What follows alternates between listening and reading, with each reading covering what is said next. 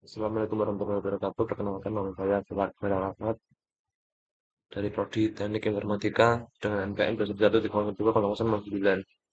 Pada video kali ini saya akan menjelaskan atau memberikan sedikit pengetahuan saya mengenai perizinan KKN pada Excel dan mengimplementasikan pada bahasa program Python. Sebelum melakukan perhitungan, saya akan memberikan penjelasan sedikit apa itu KKN. KNN ialah algoritma yang berfungsi untuk melakukan klasifikasi suatu data berdasarkan data pembelajaran. Dari KNN sendiri ada banyak metode cara. Kalau yang saya gunakan adalah distance function. Jadi, apa itu distance function?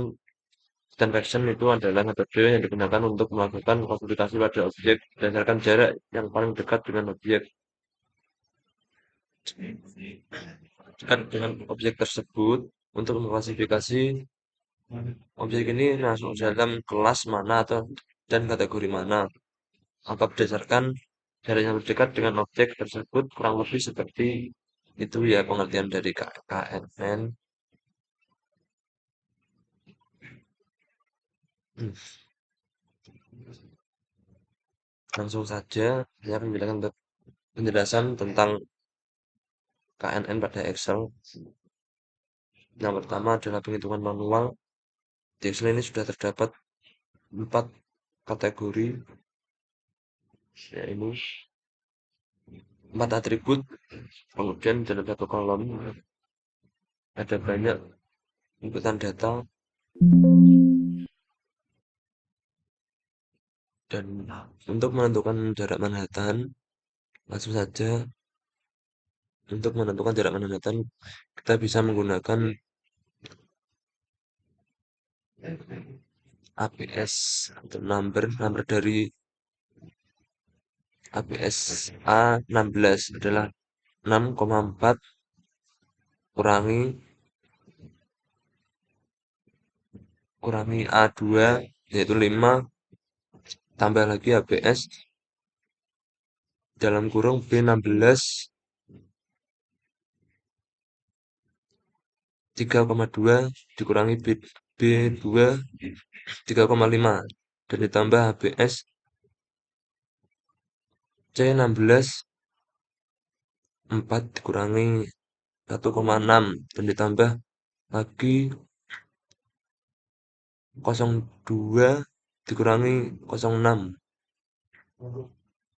Jangan lupa dikasih absolut biar bisa di drag.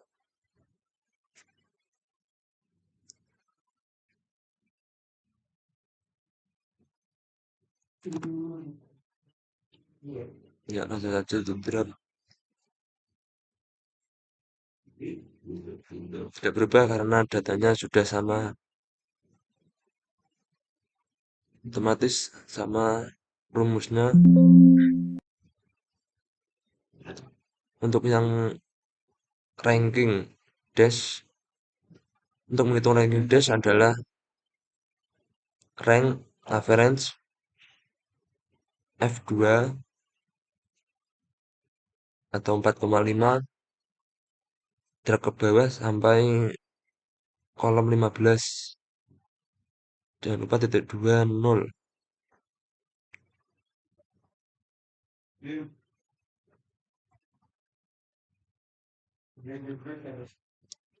Lalu drag lagi sampai ke kolom 15.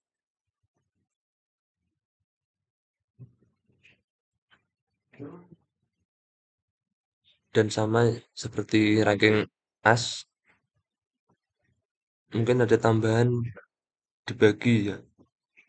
Ini F2 jarak Manhattan 4,5 titik 2 F2 F2 4,5 didera ke bawah sampai 2,3 ya, di kolom 15 dan juga titik 2 1.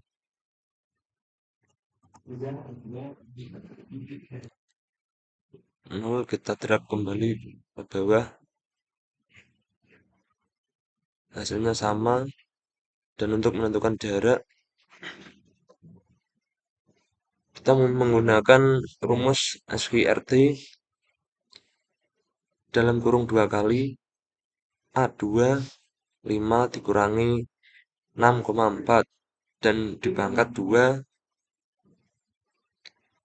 dan ditambah B2 3,5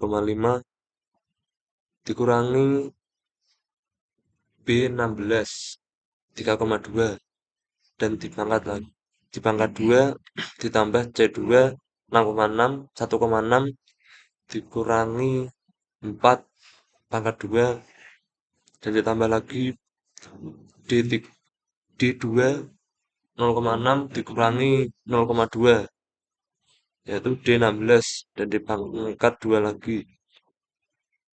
Kita enter. Jangan lupa dikasih absolut bisa agar bisa di-drag ke bawah dan untuk mempercepat waktu tentunya.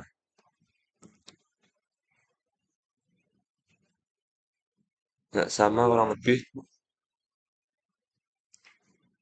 Dan ini sama seperti ranking dash. Rumusnya sama-sama yang di depan. Dan untuk yang K3 ini kita menggunakan rumus if. If dalam kurung L3 itu jenis atau kategori iris kurang lebih small adalah kecil dan dalam kurung L2 4 kita drag ke bawah sampai data kayak 10 di kolom 15 dan titik 23 titik titik kom titik koma E3 E3 ini iris sentosa titik 3 dalam petik spasi tutup kurung.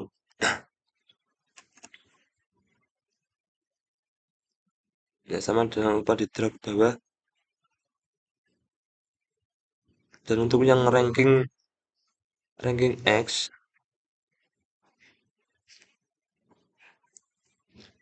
ini sama yang di depan dan untuk yang K3 sama persis sama yang K3 depannya.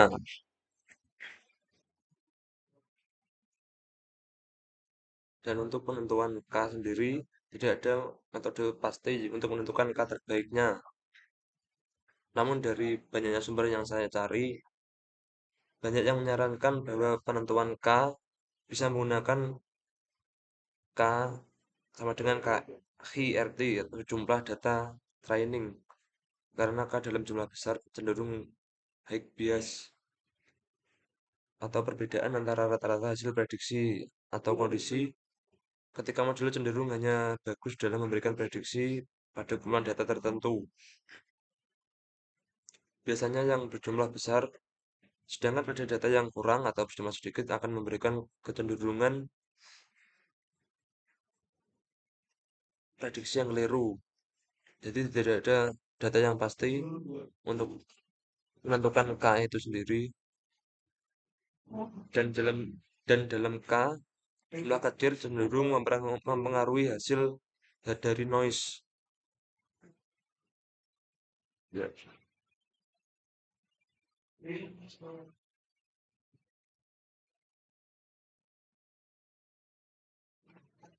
Itu saja yang dapat saya sampaikan tentang KNN. Saya lanjutkan ke penjelasan tentang regresi.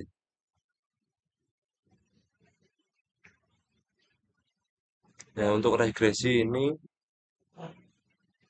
merupakan salah satu jenis metode yang digunakan untuk melihat hubungan sebab akibat antar variabel yang diamati. Tentunya dalam dataset tersebut akan ada dua jenis data. Di antaranya data respon atau data dependent atau data yang mempengaruhi dan data prediktor yang akan mempengaruhi variabel lain dikenal data independen. Jadi untuk data independen itu mempengaruhi variabel lain dan data prediktor tidak mempengaruhi ya. Regresi ini termasuk dalam algoritma supervised learning karena di dalam infonya telah memiliki label sebelumnya. Sehingga saat dilakukan testing atau saat ingin memprediksi data yang tidak digunakan untuk proses pembelajaran atau training, datanya akan dikelompokkan ke dalam label yang telah ada. Manfaat sendiri dalam menggunakan regresi yang paling umum dari analisis regresi adalah untuk mengetahui variabel-variabel yang mempengaruhi terhadap variabel dependen, serta untuk estimasi atau pendugaan dan forecasting atau peramalan. Forecasting yaitu memprediksi kejadian masa depan dari insight yang kita dapatkan dari rentetan kejadian yang telah terjadi. Kita dapat mengkalkulasi kejadian-kejadian di masa yang akan datang. Hal ini tentunya sangat berguna karena dengan hal tersebut kita bisa melakukan banyak hal seperti antisipasi terhadap apa yang akan datang di masa depan. Lanjut dengan forecasting. Untuk forecasting sendiri itu analisis untuk memperkirakan apa yang benar-benar terjadi dalam periode tertentu. Dalam hal ini di masa mendatang. Jadi agak tidak sama dengan forecasting. Itu sama-sama memprediksi masa depan.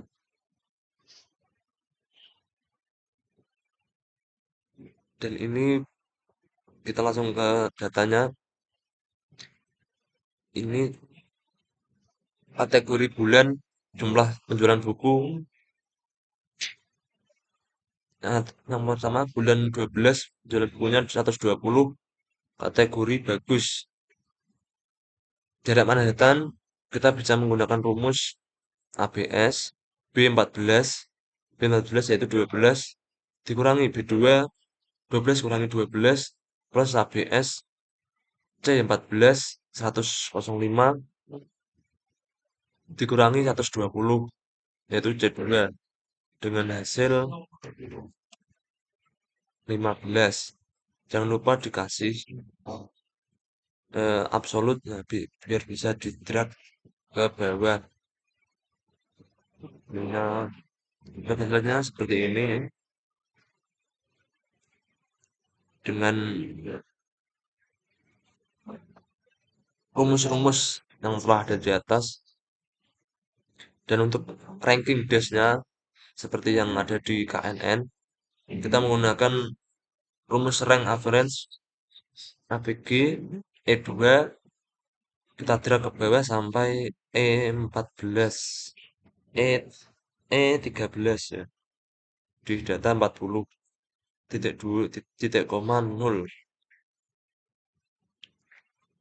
lupa di enter langsung lalu drag ke bawah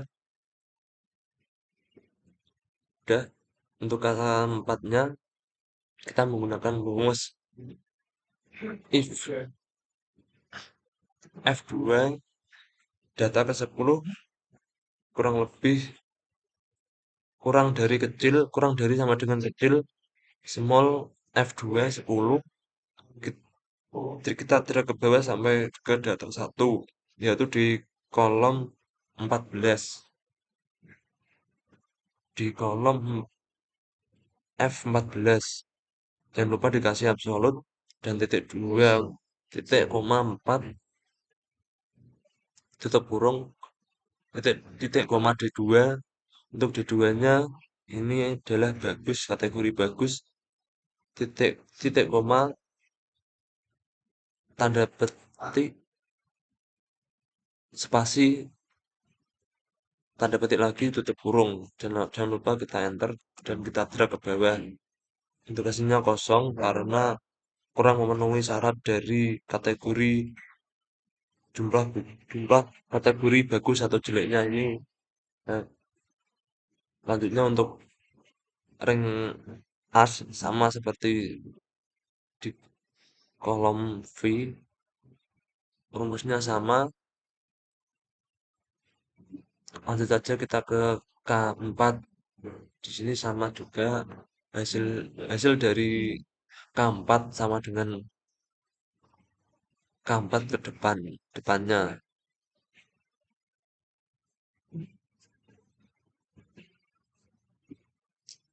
kita menggunakan rumus if H2 H2 data 3 kurang dari sama dengan kecil. H2 kita drag ke bawah, jangan lupa kasih absolut. Titik koma 4 tutup kurung, titik koma D2 kategori bagus, titik koma tanda petik spasi tanda petik tutup kurung. Kita drag ke bawah, kita enter dan kita drag ke bawah, hasilnya akan sama, semua ada rumusnya.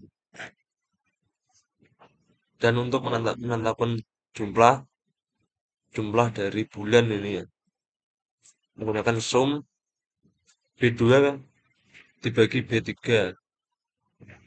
kita drag satu garis satu kolom,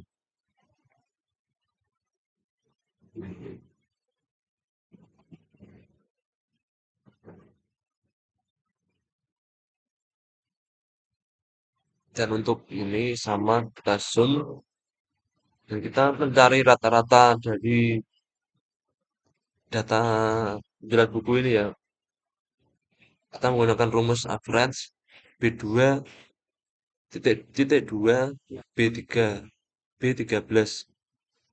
Untuk hasilnya 6,5 dari rata-rata data bulan ini. Selanjutnya untuk mencari rata-rata jumlah penjualan buku sama seperti rumus yang tadi kita menggunakan average C2 titik 2 C13 yang menghasilkan 96,3333.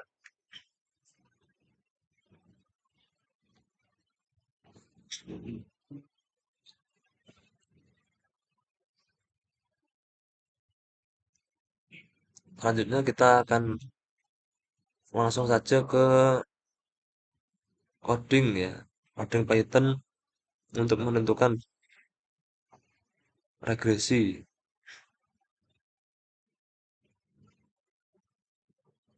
Yang pertama kita mengimport pandas ya, pandas ini alias pd, import lagi numpy alias np dan library from second model selection import train test split untuk ini codingannya. Dan ini df adalah pembacaan dataset apa dataset pada file Excel regresi ini. Dan pd pandas titik read Excel, jadi x ilog value ini rumusnya untuk pembacaan database. Dan ini ini database untuk menjadi data latih atau data uji yang menggunakan xtrain xtest ytrain ytest sama dengan train test split xy test size 0,3 pasti random state 45. Lanjut ke inisialisasi model regresi linear. Regresi model sama dengan linear regression. Ini untuk inisialisasi model regresi linear. Dan di bawahnya adalah baris 25. Ini regression model fit dalam kurung X-train dan Y-train. Latih model regresi linear pada data latih. Dan untuk baris ke-28 Y-prime sama dengan regression model predict dalam kurung X-test.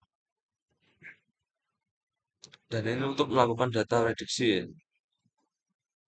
Lanjut ke baris 30 ini intercept, dan ini adalah variabel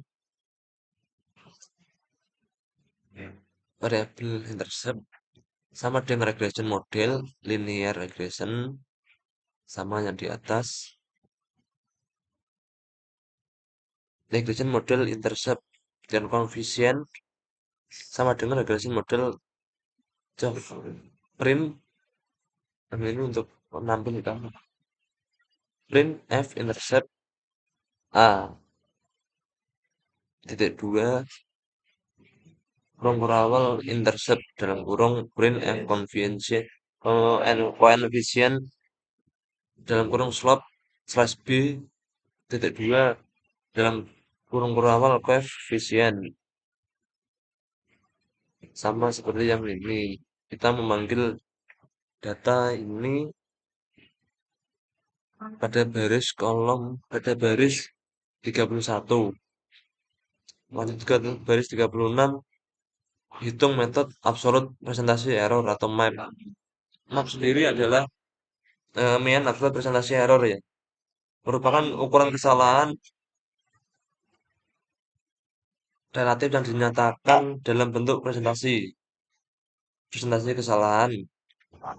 Hasil pendugaan atau peramalan terhadap hasil aktual selama periode tertentu. Semakin kecil maka semakin akurat sebuah model dalam melakukan peramalan. Hal ini merupakan model memiliki nilai MAP sebesar 0,5% yang dibandingkan dengan nilai nyata. Merupakan model yang lebih baik dalam melakukan peramalan. Langsung saja kita ini MAP NP NAMPI ya. Mean NP dalam kurung NP absolute atau abs alias abs dalam kurung 2 kali y test kurangi y prime tutup kurung slash y test tutup kurung 2 kali kali 100. Ini print untuk menampilkan f map titik 2 kurung kurawal map titik 2 titik 2 f tutup kurung kurawal persen dan petik. Langsung saja kita run untuk menentukan hasilnya. Lihat hasilnya.